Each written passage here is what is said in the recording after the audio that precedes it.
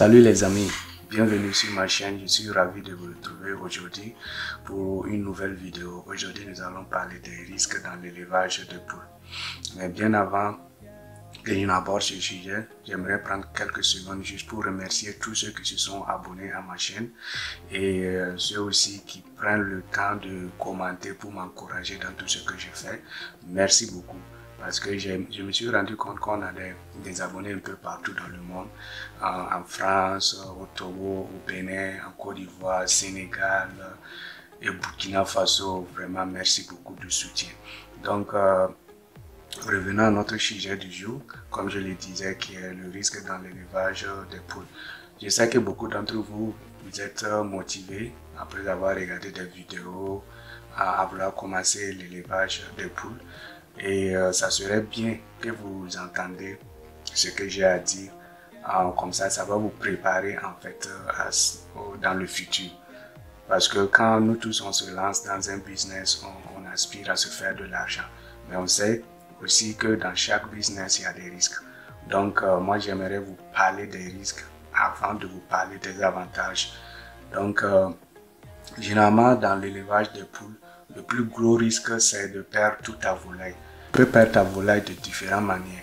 Donc le premier risque c'est quoi? Ce sont les maladies. Donc les maladies, nous savons qu'en Afrique, on a différents types de maladies qui attaquent nos poules. Mais le plus gros problème actuellement en Afrique, c'est la grippe aviaire. On n'a pas encore trouvé de solution comment contrôler la grippe aviaire. Et pendant que je vous parle, même en Afrique, surtout en Afrique de l'Ouest, on est confronté à ce problème. On a la grippe aviaire au Burkina Faso.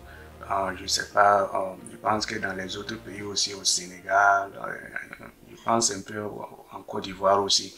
Donc, quand la grippe aviaire arrive comme ça peut décimer toute ta volaille. Même si ça ne décime pas toute ta volaille, généralement le gouvernement vient et puis détruit tout pour contrôler en fait le foyer de la grippe aviaire. Donc généralement quand ils découvrent la grippe aviaire dans une région, ils viennent et puis ils détruisent presque tout dans la région pour que ça ne se propage pas dans les autres régions. C'est vrai que le gouvernement dédommage les gens, mais ce que le gouvernement va te donner, ça ne sera pas suffisant par rapport à ce que toi tu allais faire comme bénéfice si tu vendais tes poules ou bien tu vendais les œufs de tes poules. Donc tu vas subir une grosse perte quand tu seras confronté genre, à la grippe aviaire. Et actuellement même au Burkina Faso, on a le plus grand éleveur, je peux dire le plus grand producteur d'œufs au Burkina Faso actuellement a été atteint. Et je vais vous faire regarder juste un extrait de la vidéo que j'ai pris au niveau de la télé nationale, et c'est vraiment pas facile. C'est pour vous montrer l'ampleur en fait du problème, parce que se lancer dans l'élevage c'est bien, mais il faut que tu te prépares pour que au cas où tu subis ce genre de perte, que tu sois préparé, parce qu'il y a des gens qui commencent sans des fonds au cas où ils font genre faillite, mais pas faillite, mais genre perdre une grande partie de leur volaille. Il y a des gens qui réussissent à rebondir, comme il y a des gens aussi qui ne réussissent pas à rebondir. Je connais beaucoup de gens qui ont subi des pertes et qui ont décidé de laisser tomber parce qu'ils se disaient que ça ne valait pas la peine de recommencer et puis probablement subir encore des pertes. Pourquoi je dis ça? Parce que certains d'entre vous vont prendre des crédits pour commencer l'élevage. Et si tu es confronté à des pertes, comment tu vas rembourser le prêt? Donc, c'est de ça que je vais parler en fait. De la gloire au désespoir, en tous les cas, Abou Ouattara s'interroge jusque-là sur ce qui lui arrive. Il est le président directeur général de Moblaou, la première ferme avicole industrielle du Burkina. C'est ici dans la commune de Koubri que M. Ouattara et son équipe libèrent leur génie créateur. Avec 4 modules de production de 60 000 pondeuses à l'unité, 2 bâtiments d'élevage de poules d'une capacité de 30 000 chacun, Moblaou SA dispose d'une capacité totale de 240 000 pondeuses.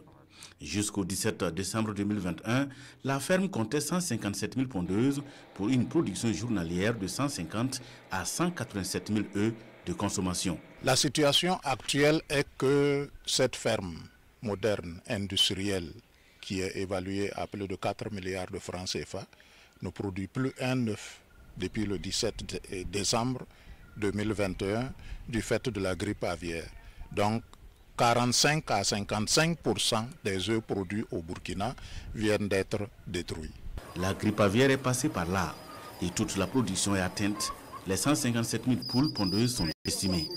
Une véritable catastrophe. Son effet immédiat, c'est que environ 83 employés de cette entreprise, environ 2000 revendeuses, revendeurs, quand je dis 2000, il faut compter 70% de femmes, qui sont désormais au chômage.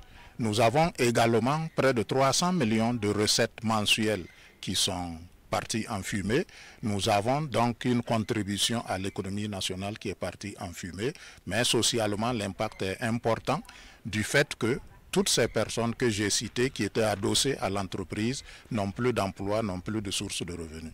Ainsi donc, 35 ans de réalisation pour un coût d'investissement d'environ 5 milliards de francs CFA sont stoppés net du fait de cette maladie aviaire. 5 milliards de francs CFA dans notre contexte économique sahélien sont en arrêt de production du fait de la grippe aviaire. Effectivement, ça crée des troubles. Des démarches sont entreprises depuis fin décembre 2021 pour relancer les activités. Les partenaires professionnels, c'est-à-dire les banques, marquent leur accord.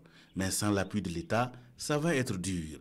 Assurance avait pourtant été donnée par l'autorité début janvier 2022 pour relever Moblaou et son PDG y croit toujours. Nous sommes rassurés par les services de l'administration publique que nous serons entendus et soulagés tel qu'on nous l'avait promis depuis les premiers jours. Parce que la grippe aviaire, il faut savoir que la lutte contre la grippe aviaire relève beaucoup plus des pouvoirs publics que du privé. Parce qu'elle sillonne le monde entier. Ce n'est pas parce que nous sommes en Amérique et en Afrique. Elle existe en Amérique, elle est d'actualité actuellement en Europe. Et partout, c'est le même comportement que l'État adopte envers les promoteurs qui en sont victimes. Moblaou SA, cette ferme industrielle ouverte en 1987, est contrainte à l'arrêt des travaux depuis décembre 2021. Elle espère voir le bout du tunnel les jours à venir. J'espère que vous avez tiré quelque chose de la vidéo et que vous avez vu en fait la gravité en fait de la situation. Donc ça, ce n'est qu'un risque au niveau de l'élevage. Ça, c'est juste un risque, ce que vous avez vu déjà. Donc le deuxième risque, c'est quoi? C'est les pertes dues aux mauvais soins de ta volaille. Si tu as de la volaille et que tu ne prends pas soin de ta volaille, tu vas subir des pertes aussi. Et surtout quand tu emploies des gens à ta ferme et que tu t'assures pas qu'ils font bien le travail, genre nettoyer les abreuvoirs, s'assurer que la quantité, la qualité de la nourriture qu'ils donnent aux poules, c'est la qualité requise, et que les bâches au niveau de ton poulailler sont ouverts ou fermés en fonction du temps pour que la chaleur ou la fraîcheur ne tue pas tes poules. Il y a tout ça qui est là. Donc, il faut que toi, tu sois permanemment là, ou bien tu t'assures en tout cas que le travail au niveau de la ferme est bien fait. Donc, il faut que, même si tu n'es pas là, que tu contactes les gens, les employés, que tu les rappelles ce qu'ils doivent faire et tout.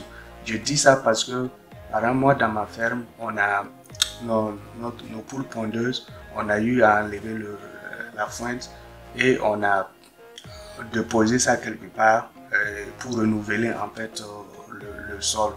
Donc, quand on a fait ça, on a dit aux employés d'attacher les vaches parce qu'on a des vaches au niveau de la ferme. On dit qu'on ne veut pas que les vaches bouffent la foin des poules parce que la foin des poules est mélangée avec la paille et l'herbe et tout. Donc, quand les vaches vont voir ça, ils vont penser que c'est du foin, ils veulent aller manger alors que c'est toxique. à l'heure actuelle, quand tu balayes le sol, tu ramasses, c'est toxique. Donc on a mis ça dans des sacs et on a même payé des cordes données aux employés pour qu'ils attachent les vaches afin que les vaches ne partent pas aller manger les foins qu'on a enlevés au niveau du poulailler. Devinez quoi? Les gars, ils n'ont pas exécuté. On les a donné le matériel nécessaire, mais on a eu la grande surprise que les gars n'ont rien fait. Ils ont laissé une des vaches aller et bouffer les foins et la vache est morte. On a payé ça à plus de 600 000 francs. Donc, c'est une perte comme ça due au manque d'attention. Donc, c'est de ça que je parle. Donc, au niveau des poules aussi, c'est pareil. Par exemple, au moment de la chaleur, il suffit seulement d'une heure d'inattention et que toutes tes poules meurent. S'ils n'ouvrent pas les bâches pour que l'air circule et il fait très chaud, les poules vont mourir de chaleur. Donc c'est de ça que je parle. Donc il faut que toi tu sois présent. Si tu veux faire une ferme et que tu sais que tu ne seras pas là, tu vas prendre des gens seulement mettre dedans. Faut savoir que tu auras des problèmes. Tu vas subir des pertes. Et les gars dans la ferme s'en fichent parce que ce n'est pas eux qui ont misé l'argent. Donc si toi ta ferme ne marche pas, ils vont aller ailleurs et ils vont se trouver un autre boulot, ou bien ils vont s'asseoir et puis boire le thé devant leur porte. Et c'est toi qui seras face à des problèmes, à des dettes à rembourser. Donc, il faut que tu te mettes au sérieux dans ce que tu vas faire. Donc, ça c'est le deuxième point, c'est-à-dire le deuxième risque. Donc, le troisième risque, en fait, ce sont les vols. Quand tu as une ferme et que les gens viennent voir les poules, ils voient la volaille, tout ce qu'ils pensent c'est quoi? Comment voler ça? Et que ce soit ceux de l'extérieur ou tes employés.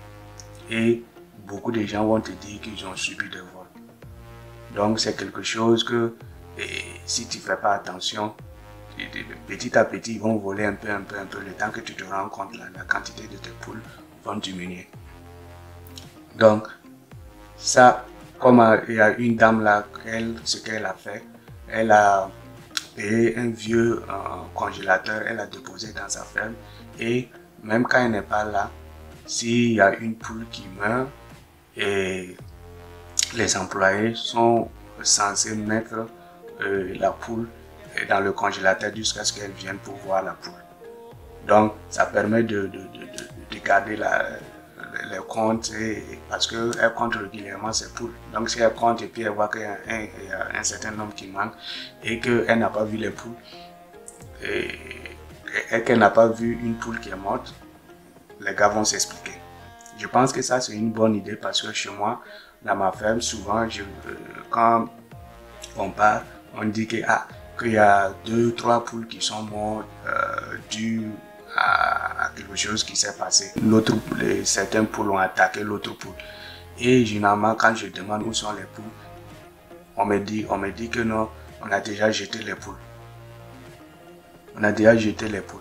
Donc on n'attend même pas que moi je vienne et puis on jette les poules. Qu'est-ce qui prouve que ce qu'il dit c'est vrai?